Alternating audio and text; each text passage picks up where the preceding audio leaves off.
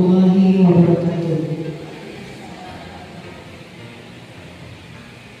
Yang terhormat Bapak Kepala Kantor Kementerian Agama Kabupaten Sumeneb, Bapak Dr. Haji Heri Hidayat. Yang kami hormati Ibu Ketua dan Wanita Bersatu Kantor Kementerian Agama Kabupaten Sumeneb, Ibu Siti Qudsiah Khaironi. Yang kami hormati narasumber bimbingan dan pelatihan agen moderasi beragama, Bapak Haji Ibnu Hajar MPD.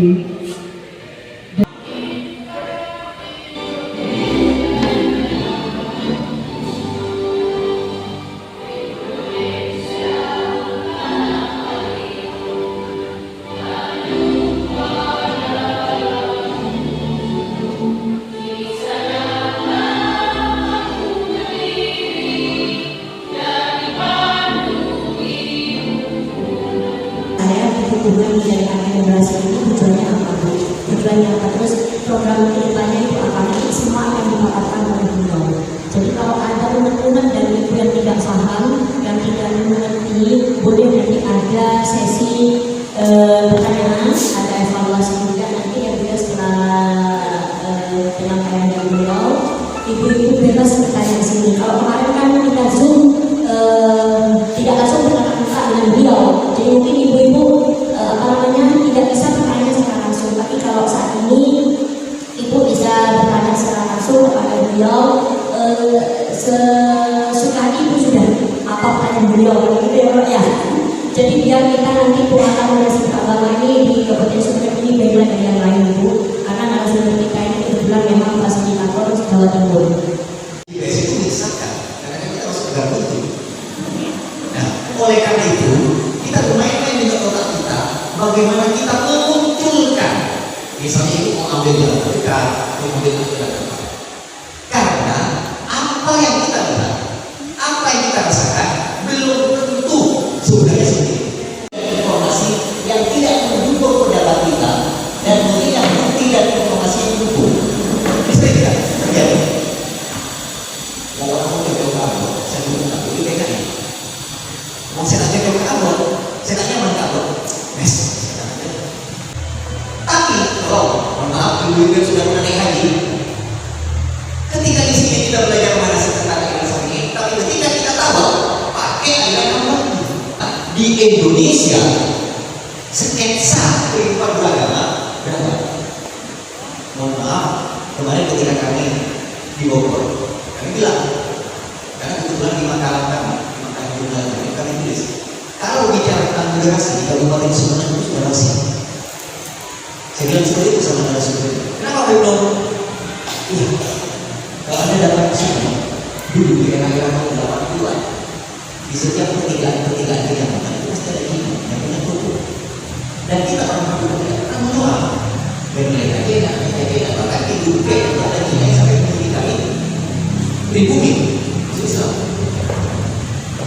Kan sangat mudah sekali. Jadi saya bilang bicara tentang moderasi di situ sudah pasti. Kenapa? Karena di situ insya Allah juga pionirnya moderasi agama. Dijadikan juga waktu itu mengajak orang beragama Islam.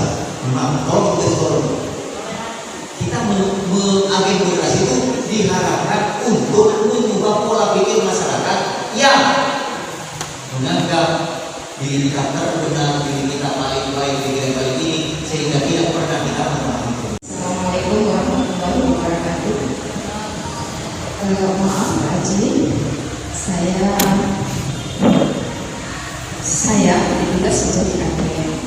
Kemudian saya yakin bahwa moderasi beragama itu sudah diajarkan di kita. Saya percaya dan sudah kami praktekkan dengan baku Apalagi moderasi agar masyarakat kita menjadi masyarakat yang matang di dalamnya, sehingga ini ada Pancasila. Kenapa? Jadi sebelum saya jelaskan mungkin itu kan, kalau punya yang tadi latar belakangnya bersejarah, latar belakangnya sama dengan sketsa beragama di Indonesia sehingga muncul moderasi. Tapi 9 Indonesia begitu. Jadi kalau nanti ibu agen moderasi ini datang di sekolah-sekolah akan absen karena buru-buru nanti. Nah, sekarang apa yang harus kita jaga? inilah yang akan dibicarakan sekarang ini. Makanya di awal saya sebutkan dulu oleh laksana kamar. Kira-kira untuk ini akan perlu memasyarakatkan moderasi agama.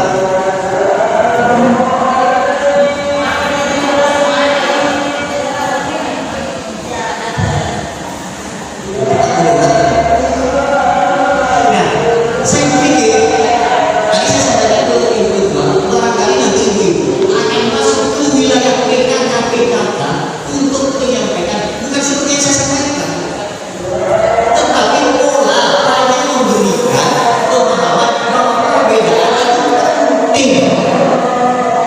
Nah, itu perbedaan metodenya, tapi metode permainan. Nah, makanya saya akan berkumpul dengan ibu-ibu. Kalau ke sekolah nanti di satu boleh nggak anak-anak ini? Karena sampai sekarang masih ada di bimbing BTK. Jadi modul belum bisa kan? Berkeluaran kok kecil.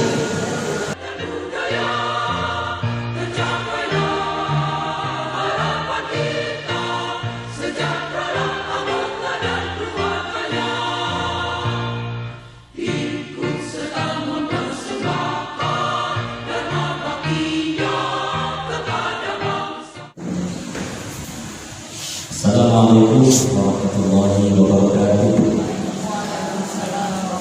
Bismillahirrahmanirrahim. Alhamdulillahirabbil alamin. Allahumma shalli ala sayyidina Muhammadin wa ala alihi wasallam. Yang terhormat Bapak Kepala Seksi Bimbingan Masyarakat Islam atau Kementerian Agama Kabupaten Sumeneb, yang dalam tugas beliau sehari-hari salah satunya adalah berkaitan dengan moderasi beragama Bapak Ibu sekalian, sehingga kemudian beliau yang saya ajak kembali dan saya hormati saya banggakan satu-satunya fasilitator di Jawa Timur yang masih tersisa. Jadi ada dua fasilitator sebetulnya di Jawa Timur. Yang pertama beliau, kemudian yang kedua Bu Ida, istri dari Kepala Kantor Kementerian Agama Kabupaten Lamongan sekarang, Pak Samsuri nama suaminya. Tapi informasi terakhir sepertinya Bu Ida atau Bu Samsuri ini tidak mengikuti uji kompetensi lagi, sehingga beliau satu-satunya fasilitator yang dimiliki oleh Jawa Timur dan alhamdulillah orang asli semua. Sehingga kalau keluar itu beliau digaji 5 juta, di sini cukup 50 ya.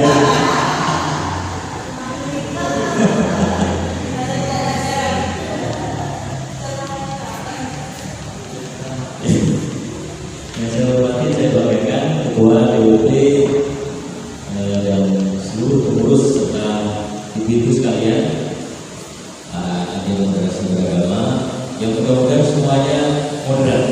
Amin. Alhamdulillah siang hari ini saya bisa hadir bersilaturahmi dengan Bapak Ibu semua. Mohon maaf, sebetulnya direncanakan dari jam 9 saya sudah berada di sini, kemudian buka acara secara resmi, lalu mungkin nanti ada doa dari Pak Kasih Dimas. Tapi karena memang ada kewajiban lain ibu-ibu sekalian yang harus saya selesaikan, yaitu saya saat ini sedang mengikuti iklan kepemimpinan nasional. Kebetulan di Jawa Timur 2 orang yang dibuka, saya dan Kepala Pengadilan, dan itu dilaksanakan Zoom, dan kawan-kawan juga diundang ke balai iklan. Nah, Zoomnya ini sangat ketat, bahkan untuk meninggalkan kamera saja saya harus izin. Jadi mau ke toilet misalnya izin, mau ke toilet dulu, mematikan kamera langsung dipanggil. Ini mana peserta di kamarnya kalau tidak ada kameranya.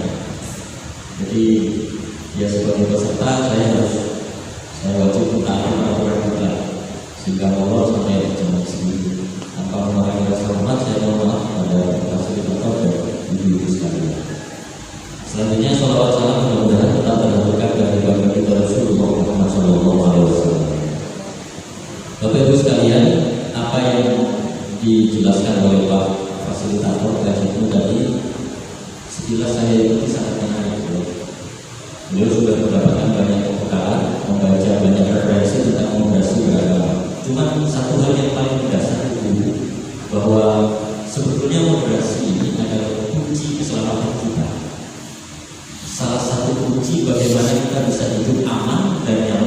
komunitas mampu. Silakan bisa dianalisa, tidak ada satupun orang yang tidak moderat. Sekali lagi, tidak ada satupun orang yang tidak moderat bisa hidup dengan nyaman di lingkungannya. Moderat ini kan berarti dia mau menerima orang lain. Moderat itu berarti tidak senang protes. Moderat itu berarti tidak senang menyalahkan orang. Moderat itu berarti tidak terima karena tidak nyaman. Tidak seperti itu. Orang moderat itu adalah orang yang mau menerima apapun adanya orang lain, yang mau mengerti bagaimana kondisi sosial kita. Itu namanya moderat. Kita gak usah jauh-jauh, dalam kehidupan rumah tangga saja itu yang menyelamatkan kita ya satu ini, moderat. Di pengalaman sudah berapa tahun berumah tangga? 30 tahun dengan hasil sudah. Nah itu kan hasil moderat. 8 itu adalah hasil moderasi berumah tangga. Sebab kalau tidak moderat Bapak Ibu, ya kita semuanya sudah pengalaman, kecuali yang masih belum cukup umur di belakang, bahwa ternyata pernikahan itu indahnya paling hanya 1 atau 2 minggu saja, paling lama 1 bulan. Setelah itu akan muncul sifat-sifat asli kan gitu ya. Yang ketika dulu masa pacaran dan tunangan, istrinya di rumah itu pejabat, begitu dapat 2 bulan pernikahan berubah jadi mahampir. Saya sering menceritakan, saya punya teman Bu, istri saya selalu kenal sama orang. Jadi ketika rapat takmir masjid, tahu ada telepon, namanya Mas Hampir. Siapa Pak Haji? Haji. Siapa Pak Haji? Istri. Dikasih nama, Mak Hampir.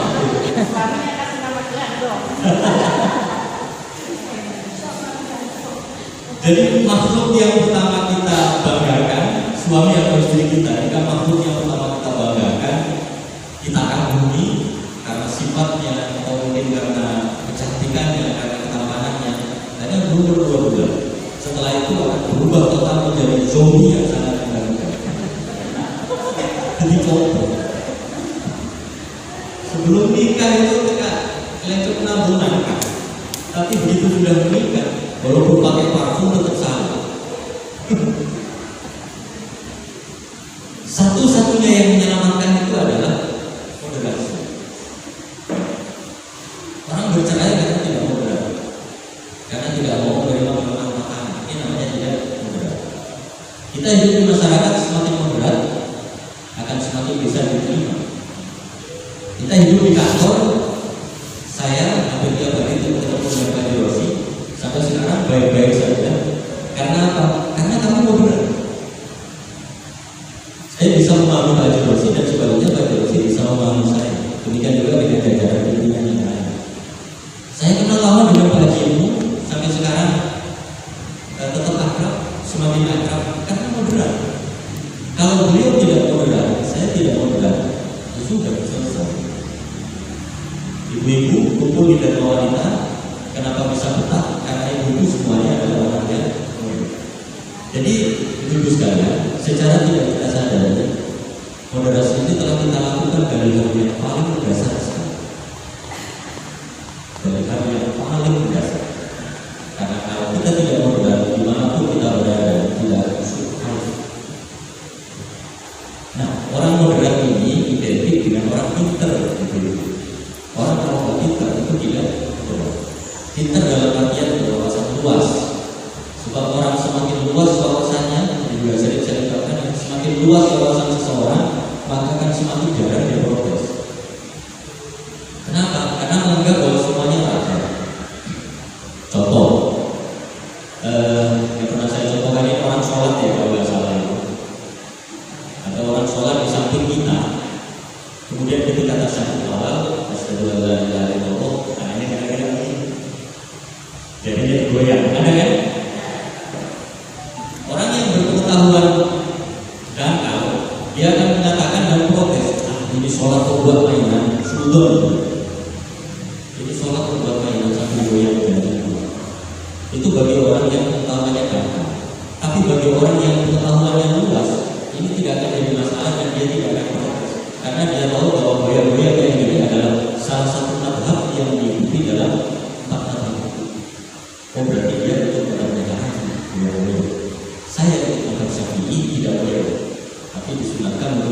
ujung jari telunjuk. Ini membuktikan bahwa semakin luas wawasan seseorang, maka akan semakin mudah dia memahami orang lain, semakin mudah menerima orang lain, dan semakin kecil, semakin sedikit protes. Semuanya biasa saja. Nah, saya ucapkan selamat kepada ibu di sini karena ibu terpilih menjadi moderasi beragama, menjadi ahli moderasi beragama, berarti ibu ini pintar semua. Paling tidak, ibu-ibu ini adalah sosok yang harus menampilkan satu profil yang memang moderat. Ibu-ibu yang moderat itu ibu-ibu yang tidak suka marah. Ibu-ibu yang moderat itu adalah ibu-ibu yang tidak suka keranya, tidak suka menyalahkan suami. Saya sampai ada laporan dari Pak Haji Fajar, ini kemudian marah, berarti tidak moderat.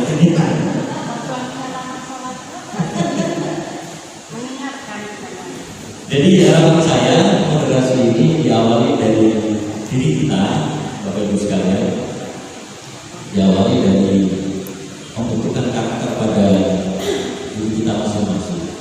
Namanya latihan moderasi. Ya mana mungkin orang yang tidak moderat menjadi ahli moderasi?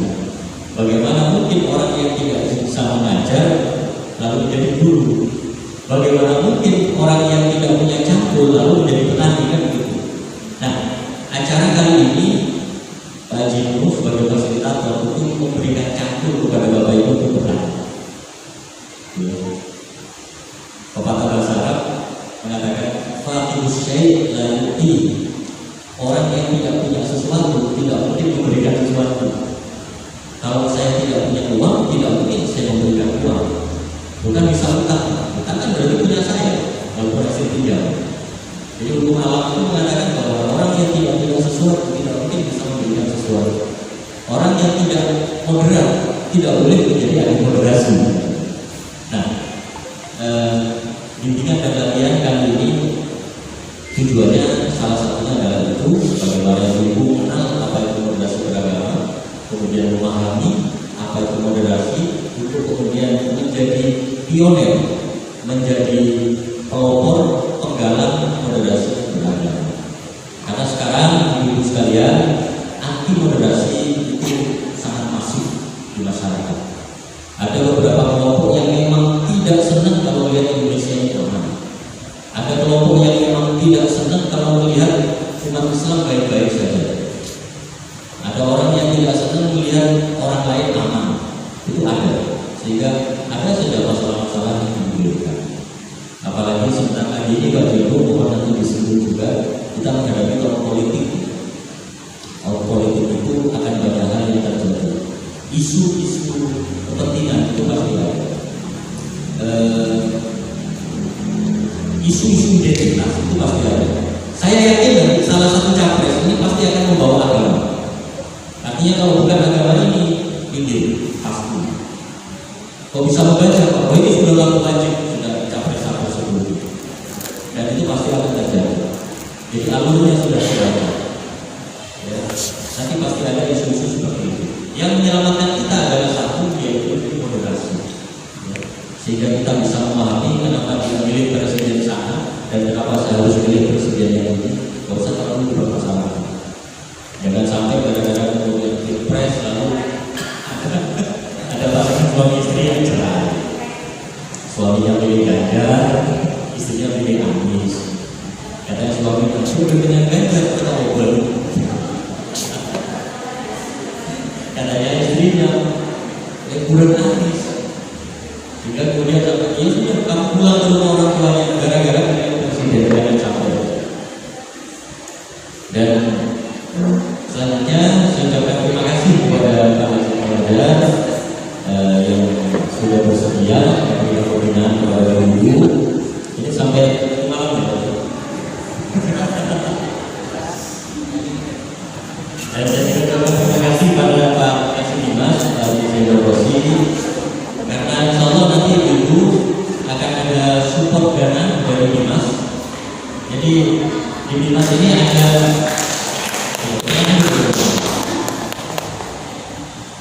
kita doakan Pak Jerosi semakin benar. Jadi di Dimas Nah, di kantor itu ada kegiatan moderasi beragama.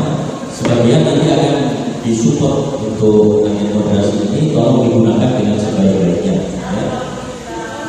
Ya walaupun tidak banyak, tapi paling tidak bisa mengganti konsumsi kegiatan-kegiatan seperti ini.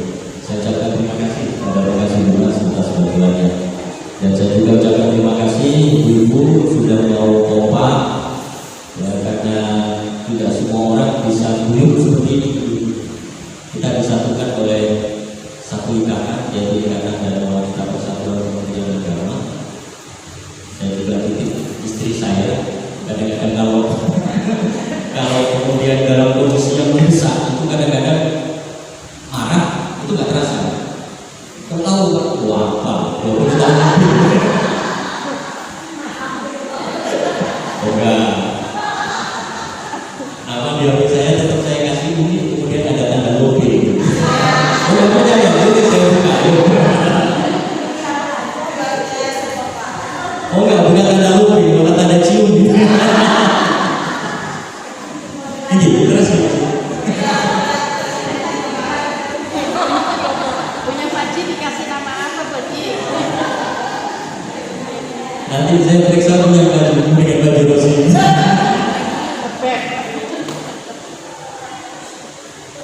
Ya, jadi kegiatan ini dipersiapkan kurang lebih 2 hari yang lalu ketika saya dengan istri ngawal jamaah haji ke asrama haji. Dan di situ juga saya teleponan dengan Pak Jitu. Saya telepon dari asrama haji. Kita bersama-sama dengan jamaah haji yang lain. Alhamdulillah 2 atau 3 hari selesai konsepnya, langsung didukung oleh ibu yang lain. Surat juga selesai. Bahkan mohon maaf ini sepertinya Pak fasilitator ini tidak tahu sudah dikirimkan atau belum suratnya? Sudah ya, belum aku sudah ada. Jadi kalau kemudian fasilitatornya bayangkan Pak Haji ini kemudian orang Surabaya, betapa susahnya kita harus menyiapkan hotel kan? Kenapa? Karena harus acara dimulai pagi hari, kemudian kita harus menyiapkan transportasinya dan sebagainya, dan tidak selesai lewat itu. Alhamdulillah beliau selesai lewat itu dan langsung bersedia. Itu kelebihannya kalau agen organisasi fasilitatornya adalah orang semua. Saya ucapkan terima kasih. Baik Bapak Ibu, mudah-mudahan acara ini berjalan dengan lancar dan menjadi awal yang baik terhadap terbentuknya moderasi di lingkungan kita masing-masing, karena kita sebagai agen harus mempunyai sujud bermoderasi dan praktekannya di lingkungan di mana kita berada. Dengan mengharap ridho dari Allah Subhanahu wa Ta'ala, marilah kita buka acara ini dengan bersama-sama membaca hukum kita Al-Fatihah. Alhamdulillah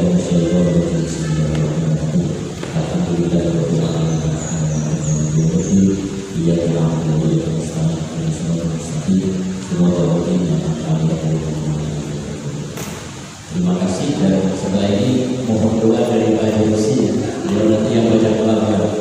Dari saya terima kasih dan mohon maaf. Wassalamualaikum warahmatullahi wabarakatuh.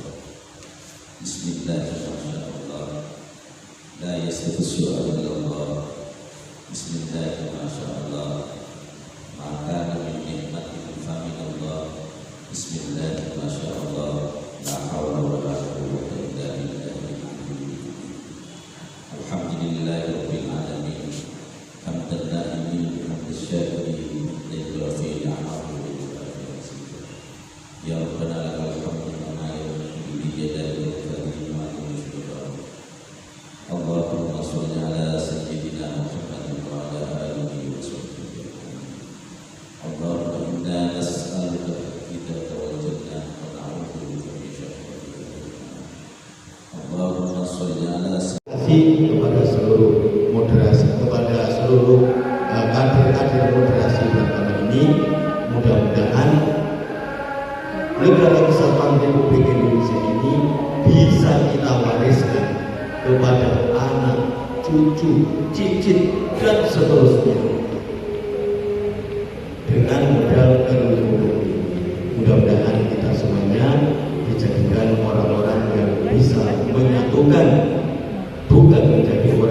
justru